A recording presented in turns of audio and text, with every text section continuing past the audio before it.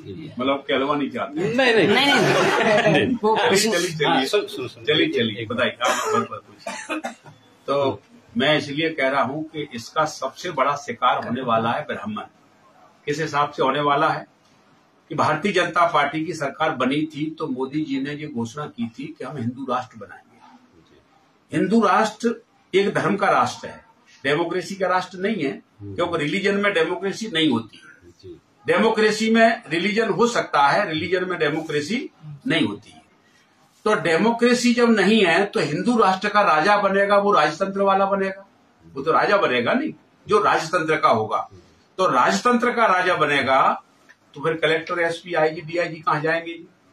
तो आज 726 collector India में है, उसमें से लगभग 400 कलेक्टर अकेला ब्राह्मण है और एक कलेक्टर 8 राजाओं के बराबर है। जब 565 रियासतें जब विलीन हुई थी इंडिया में, उस समय एक रियासत एक विधानसभा के बराबर थी। तो मैं यही मानता हूं कि एक कलेक्टर को एक राजा मान लिया जाए तो ब्राह्मण 400 राजाओं का कत्ल करके एक राजा को मान्यता देगा। और अकेला राजा ही नहीं है, एसपी है, आईजी है, डीआईजी है। हर बार 2 करोड़ लोगों की नौकरी का जो बात की थी उसमें लगभग मैं आपको बता रहा हूं कि 1 करोड़ 30 लाख नौकरियां अकेले ब्राह्मण की। तो राष्ट्र जब वह हिंदू राष्ट्र बनेगा तो किसका नुकसान होगा? सबसे ज्यादा नुकसान होने वाला है उसका। जैसे मेरे घर फसल खड़ी है और एक के खेत भी नहीं है और आज ओलावृष्टि होने वाली है, तो नुकसान किसको ज्यादा होगा? कि जिसके खेत नहीं है उसको नुकसान होगा कि जिसकी फसल लहरा रही है उसको नुकसान होगा? तो हिंदू राष्ट्र बनने से ब्राह्मण की लहराती हुई फसल नष्ट होगी। सबसे ज्यादा नुकसान उसी को होगा जब वो अध्ययन करने बैठेगा तब। अभी तो मैं बात कह रहा हूं तो हो सकता है मुझे समझ लें कि फूल सिंह बरैया तो इनको वैसे ही गुमराह कर रहा है। तो वो उनके भी लड़के पीएचडी हैं, वो भी स्टडी करें कि जब हिंदू राष्ट्र बनेगा तो राजा बनेगा, या उसका प्रोजेक्ट मांगे मोदी जी से कि भाई आपका हिंदू राष्ट्र का प्रोजेक्ट क्या है? हिंदू राष्ट्र में डेमोक्रेसी तो हो नहीं सकती। अच्छा, आप विद्वान व्यक्ति हैं तो आप एक बात बताइए, इसमें कोई संदेह नहीं है कि आपका अध्ययन और आपका अनुभव बहुत अधिक है, तो बीजेपी ऐसा क्यों करना चाहती है कि ब्राह्मणों का बड़ा शिकार हो? नहीं, देखिए वो धोखे से हो रहा है। बीजेपी चाहती नहीं है कि ब्राह्मणों का नुकसान हो, वो धोखे से हो रहा है। क्या है कि कुछ काम करते करते कुछ काम धोखे से भी हो जाते हैं। नहीं, जैसे आपने सुना होगा, कभी आपने पढ़ा तो नहीं होगा, मुझे ऐसा लगता है कि भारत हमारा सबसे पहले सोने की चिड़िया खा जाता था, लेकिन आज भारत भिखारियों की दलाल हो गया है। ठीक है कि नहीं? तो क्या गलती हुई, कहाँ हुई है? कहीं ना कहीं गलती तो हुई है और सरकारें तो सरकार चलाने वालों ने चलाई है। तो कोई कहे कि मैंने जानबूझ के भिखारी बनाया देश को, ऐसा तो है नहीं, गलतियां हो जाती हैं। तो ये भी गलती होने वाली है जिसमें ब्राह्मण का सबसे ज्यादा नुकसान होगा। अब जिसके पास कुछ नहीं है, अब जिसका एक भी कलेक्टर नहीं है, उसके लिए चाहे हिंदू राष्ट्र बन जाए चाहे कोई ना बने, उसका क्या बिगड़ेगा? तो मेरा कहने का तात्पर्य ये है कि ये आज के तारीख में हर व्यक्ति का बैंक अकाउंट है। बच्चा बीमार होगा तो तत्काल एटीएम पर जाकर के हॉस्पिटल में ले जाता है। जब हिंदू राष्ट्र बनेगा, खजाना एक होगा, एक ही उसका राजा होगा, एक ही सलाहकार होगा। और नौकरियां कितनी होंगी मालूम है? एक तो है सलाहकार, एक है महामंत्री राजा का, और बनेंगे रंगरूट। तो रंगरूट का मतलब सिपाही, तो वे सिपाही तो सबरे शायद मुझे दूसरे बनेंगे, तो उसमें ब्राह्मण का काम मौका मिले। कितनी नौकरियां ब्राह्मण के पास? 2 मिलेंगी, एक सलाहकार बन जाएगा, एक महामंत्री बन जाएगा।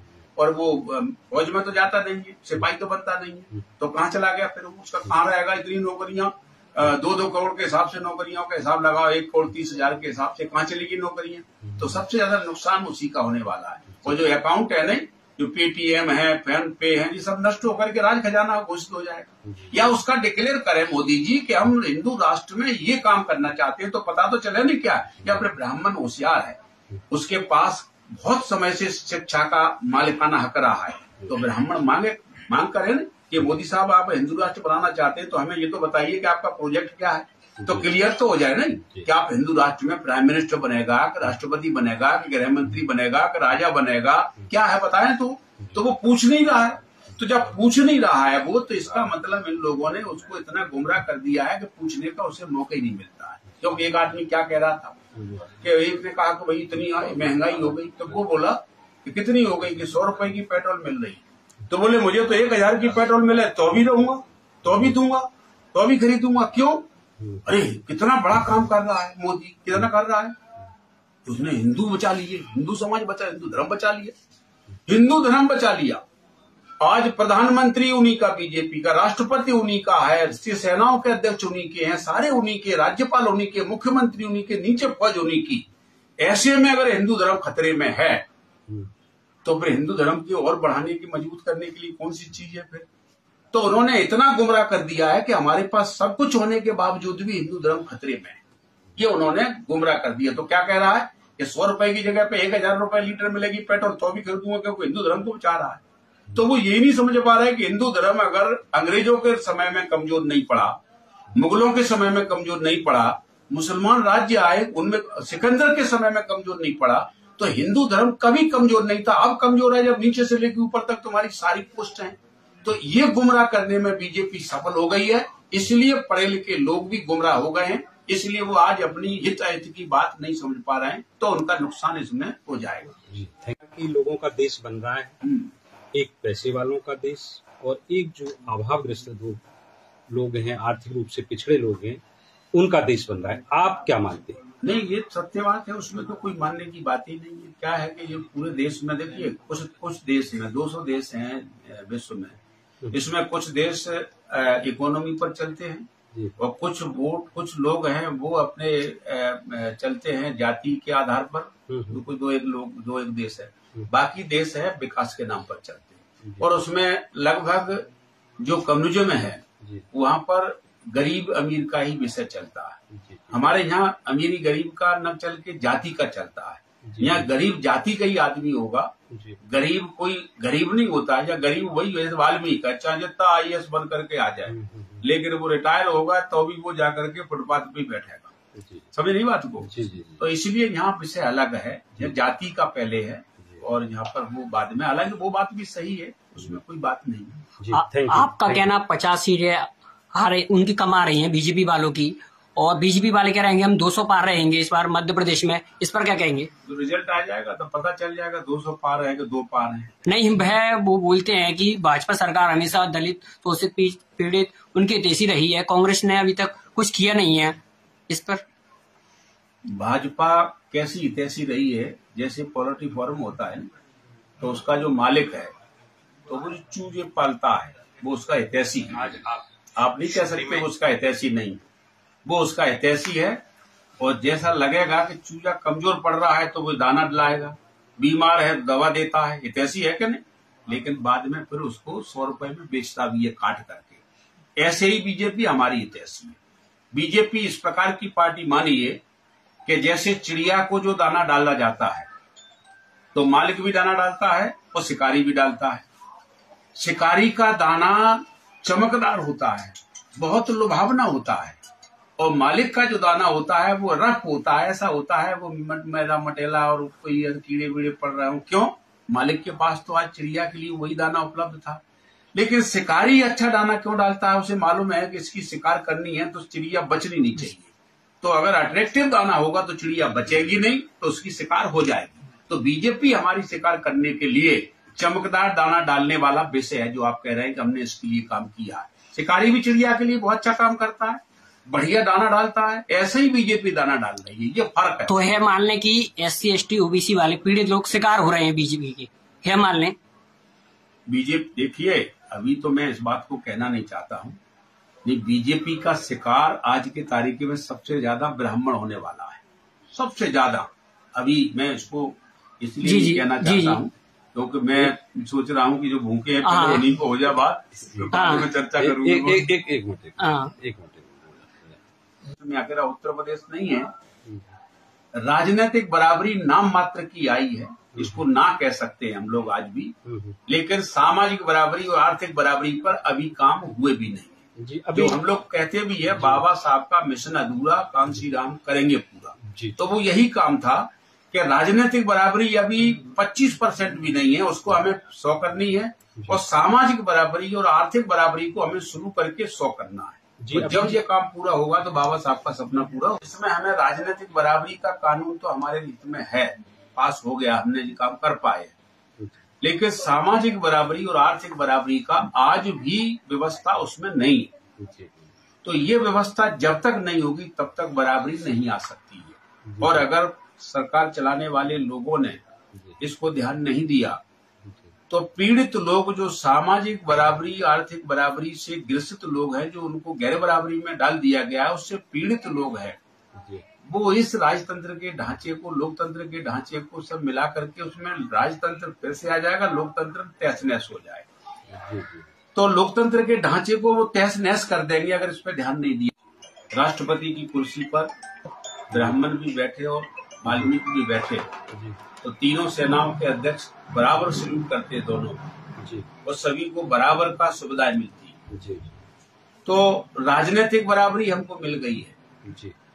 लेकिन बाबा साहेब अम्बेडकर ने संविधान जो 26 जनवरी 1950 को लागू हुआ भारत में, उसमें उन्होंने कहा है, कहने वाली तारीख है 25 नवंबर 1949 को, उन्होंने कहा, आज आप शिवपुरी में हैं और आपकी सभाएं हो या आपका सार्वजनिक जीवन हो, उसमें आपके सवालों को लेकर विवादों का चोली दामन का साथ रहा है।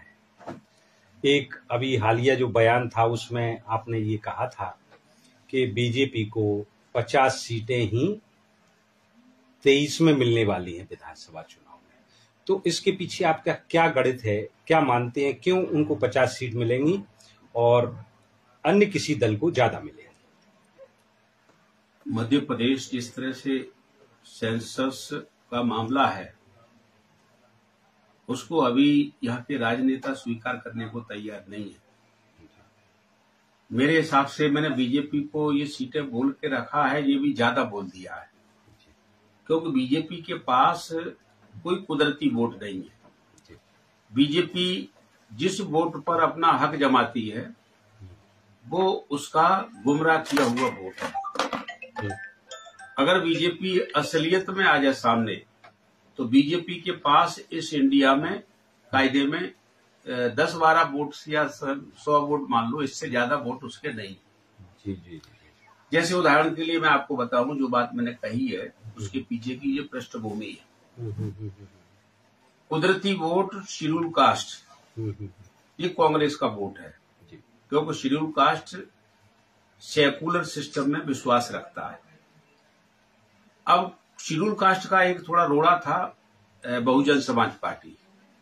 अब बहुजन समाज पार्टी, मायावती जी ने वो रोड़ा खुद ही हटा दिया है, उन्होंने कह दिया मैं हट जाती हूँ, अब अपना काम करिए। तो शेड्यूल कास्ट का टोटल जो वोट है, अब कांग्रेस की तरफ उसको ले जाना या कांग्रेस को डलवाना, ये हम लोगों का काम है। इस काम को हम लोग कर रहे हैं और मैं समझता हूँ कि 100 में 100% वोट कांग्रेस को जाएगा। बढ़िया जी। नंबर 2, एक मिनट, ट्राइब का वोट है, यही पॉइंट ट्राइब का है। और माइनॉरिटी वोट, ये टोटल कांग्रेस का वोट 3 वोट है। और 3 वोट की पोजीशन ये है कि ये 3 वोट भी अगर हम लोगों ने कांग्रेस को डलवा दिए तो भारतीय जनता पार्टी को 50 से ही कम सीटें मिलेंगी। नहीं बढ़िया जी, आप मान्यवर काशीराम जी के साथ के युवा नेता उस टाइम में आप रहे और निश्चित है कि जो बीएसपी का जो बहुजन का जो आंदोलन था उसके आप एक खासकर मध्य प्रदेश में तो स्तंभ रहे। तो ऐसे क्या कारण रहे कि जो बहुजन आंदोलन था उसका लाभ उत्तर प्रदेश के लोगों को जिस तरह से मिला, वहां सरकारें बनी, लेकिन वो लाभ मध्य प्रदेश में नहीं मिल पाया? इसके पीछे आप क्या मानते हैं? देखिए, वो एक आंदोलन था, उस आंदोलन में सबसे पहले आंदोलन उत्तर प्रदेश से शुरू हुआ। उत्तर प्रदेश के लोग जागरूक हैं, इसलिए वो इस आंदोलन में जुड़ गए, उसका लाभ ले लिया। हम लोगों ने मध्य प्रदेश में जब तक खड़ा किया, और मैं समझता हूं कि 2003 में खड़ा हो भी गया, और 2003 में बहुजन समाज पार्टी की सरकार बनाने का माहौल खड़ा हो गया। लेकिन मायावती जी को ऐसा लगा कि फूल सिंह बरैया मुख्यमंत्री अगर बन गया तो फिर मैं जो इनाम की नेता है, मायावती जी मेहनत के नेता ना होकर के वो इनाम के नेता है, उन्हें इनाम में मिला हुआ है, तो मेहनत के सामने इनाम वाला आदमी हार जाएगा। तो उन्हें डर पैदा हो गया और उन्होंने एक षड्यंत्र के तहत मेरे साथ घटना की और मुझे उन्होंने सबने मिलकर के पार्टी से निकाल दिया। जी जी जी। अब पार्टी से निकल गया तो यहाँ के आदमी को फिर क्या मिलेगा? यहाँ के आदमी तो तब मिलता था फूल सिंह बरैया मुख्यमंत्री बनता तो मध्य प्रदेश के लोगों को भी फायदा हो जाता। ये उसका विषय है। नहीं, अभी जैसे अभी आप ने कहा कि कांग्रेस में अब आप ये जो आपके साथ लोग हैं या जहां जिस टाइप की आप राजनीति करते हैं, वो उनकी वोटिंग कांग्रेस प्लस और अदर्स जो है मिलके अगर होगी, तो क्या आप मानते हैं कि मध्य प्रदेश में कांग्रेस की सरकार बन रही है? तो जब भाजपा 50 सीट नहीं जीत पाएगी तो सरकार किसकी बनेगी? ये तो वैसे ही अंडरस्टूड है। तो आपका क्या संदेश है जिन वोटों से आप को आकांक्षा है या उम्मीद है कि वो वोट आपके कहे अनुसार जाए, तो उन्हें आप क्या मैसेज देना चाहेंगे, क्या कहना चाहेंगे? देखिए, SC ST माइनॉरिटी ये वोट अगर डलेगा तो कांग्रेस को डलेगा, ये वोट बीजेपी को नहीं जाएगा, इसका नेचर ही नहीं। जी। पिछड़े वर्गों का वोट है तो पिछड़े वर्गों के वोट के मामले में मेरा ये मानना है कि पिछड़े वर्ग के लिए आज तक उसके हक की लड़ाई लड़ने का मायना सिर्फ कांशीराम जी का नाम है, और मैं कांशीराम जी का दूसरा चेहरा मान लीजिए, या मेरे अंदर कांशीराम, बाबा साहेब अम्बेडकर, फुले साहू ये सब बसते हैं। तो पिछड़े वर्गों को जो हक दिलवाने का जो मामला है, इस लड़ाई को भी कांग्रेस में फूल सिंह बरैया आगे बढ़ के लड़ रहा है। जी जी जी। तो पिछड़े वर्ग के लोगों के लिए मैं ऐसा मानता हूं कि उनको हम ये मांग करें कि बाबा साहेब अम्बेडकर ने जो संविधान लिखा है, उस संविधान में भारतीय संविधान भाग 16 आर्टिकल 340 की जो तासीर है, उस तासीर के हिसाब से पिछड़े वर्गों की जनसंख्या के अनुपात में आधा उसको हक मिलना चाहिए। जैसे 100 कलेक्टर बनेंगे तो 50 पिछड़े वर्ग के बनेंगे। जी जी जी। अगर हम ये लड़ाई लड़ जाते हैं, और मैं ऐसा मानता हूं कि लड़ाई हमें यही लड़नी चाहिए, और इससे पिछड़ा वर्ग हमारे साथ आ ही गया है, आने की तो कोई बात ही नहीं है। और हम टिकट उतने ज्यादा दे दें, जो बीजेपी टिकट देगी उससे एक टिकट ज्यादा दे देते हम पिछड़े वर्ग को, तो पिछड़ा वर्ग कांग्रेस को भी अपनी मूल पार्टी मानने को तैयार है। और जब पिछड़ा वर्ग आ गया, SC ST माइनॉरिटी, अब यही तो बचा क्या प्रदेश में, या प्रदेश में कहाँ क्या बचता है? अच्छा बरैया जी, आप काफी लंबे दौर से राजनीति में हैं और एक तरह से एक सामाजिक आंदोलन में भी है। तो बाबा साहब का जो एक सपना था समता का भाव, और समता के भाव के पीछे ये शायद उनका थॉट रहा होगा कि जिस तरह सूर्य से सबको समान रोशनी मिलती है, मतलब प्रकृति जन्य जितनी भी ताकतें हैं, ऊर्जा है, उनकी समान रोशनी सबको मिलती है। तो उनका जो संघर्ष रहा, उनका जो संविधान में जो भाव रहा कि सबको समान भाव मिले, खासकर जिसको जरूरत ज्यादा है उसको न्याय मिले और उनके साथ में समता का भाव हो, तो क्या वो इन 71-72 सालों में कितना पूरा हुआ या अभी और संघर्ष की जरूरत है? ये सवाल भी आपने लंबा बहुत कर दिया है जी। ये सवाल ये है कि भारतीय संविधान जो बाबा साहेब अम्बेडकर ने बनाया है जी। उसमें सबसे पहली लाइन लिखी है, सबसे पहली तासीर है, संविधान की स्पिरिट है, क्या है? जी। वन में एक मिनट बस बस।